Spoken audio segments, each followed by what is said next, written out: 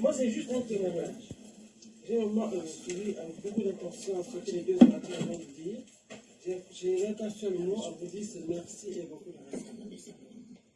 Vous êtes un véritable héros, des véritables responsables. À titre personnel, en décembre 1998, je suis journaliste de Radio France Internationale. Je suis envoyé en mission à Dakar. Il s'y tient un sommet africain intitulé Femmes et Sida en Afrique, présidé par le Premier ministre de l'époque, au temps de Abdou Diouf. La réunion prend fin, je crois, autour du 15 ou 16 octobre.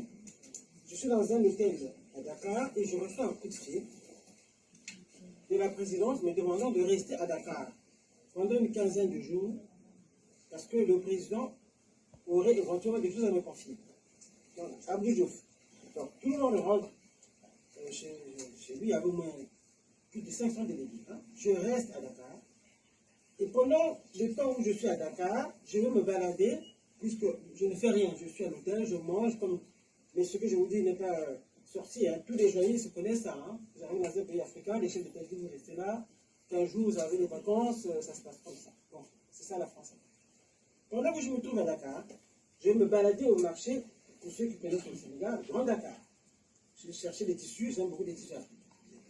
Et je rencontre par hasard, c'est pas le 19, c'est le 20 décembre. Un Congolais sénégalais. Son nom, je crois, je ne sais pas si c'est Bruno Thiam, je crois. C'est un journaliste. Il est Congolais et sénégalais. Il travaille, dit-on, au service de presse de Madame Sassou Nguesso. Il me rencontre, il dit, mais vous n'êtes pas d'ici, vous? Non, vous n'êtes pas ça, mais vous êtes journaliste en direct. Il dit, oui. Mais vous êtes d'où? Je dis, mais je suis du Congo-Brazzaville. Est-ce que vous êtes du Poul? Je dis, oui, je suis du Poul. Ah non! Sassou a décidé de raser tout le Poul. Je dis, c'est pas vrai. Oui. À l'heure où je vous parle, le Poul n'existe plus, il n'y a plus que des arbres. Je dis, nous sommes donc autour du 20 décembre, hein, 98.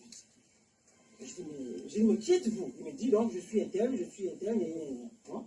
Je rentre à l'hôtel, je téléphone à RFI à Paris. Je dis, écoutez, je viens d'avoir une information, comme quoi il se passe des choses comme ça à Brazzaville. C'est chez moi, je suis bloqué à Dakar, parce que le président veut que je reste là. Je veux savoir qu'est-ce qui se passe dans mon pays. Alors, Paris ne répond pas à mes questions. Je dis, c'est bizarre.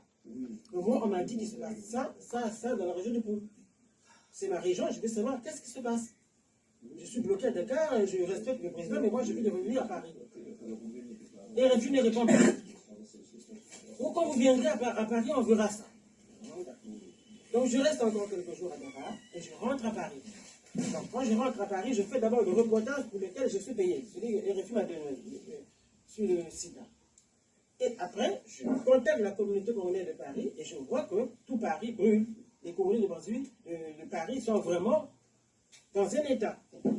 Alors, je demande, est-ce qu'il n'y aurait pas parmi vous des femmes congolaises venant de Brazza qui sont au courant de ce qui se passe actuellement dans le Poul? On me dit, oui, il y a une qui connaît, qui peut vous renseigner. Je dis, bon, vous me l'amenez à RFI, je vais l'interroger. La femme se pointe à RFI, je l'amène dans un studio, on dirait, on enregistre. Je pars maintenant à la rédaction, voir mes chefs d'écouter. Dites-donc, vous ne savez pas ce qui se passe au Congo-Brazzaville. J'ai un témoignage croustillant sur ce qui se passe au Congo-Brazzaville, il faut qu'on le diffuse.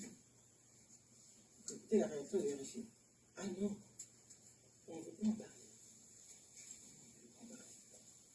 Il se passe quelque chose dans un pays que nous couvrons, on a un correspondant là-bas, il n'en parle pas, moi j'ai l'exclusivité là, quelqu'un qui revient de Brazzaville, il veut témoigner. RFI a refusé de diffuser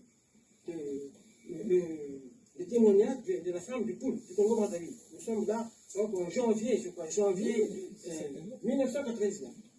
Alors là, je ne comprenais plus rien. Je suis de la maison, mon pays brûle, j'ai un reportage, je ne peux même pas le diffuser. Qu'est-ce que je fais ici alors? Et 3 mois plus tard, j'ai quitté RFI. Pour vous montrer que les médias français sont bien impliqués dans cette affaire. J'ai jusqu'à chez moi le reportage, le témoignage de la femme congolaise sur les génocides. Je l'ai chez moi. RFI a refusé de le diffuser. Alors que je l'ai enregistré dans le studio de RFI Afrique.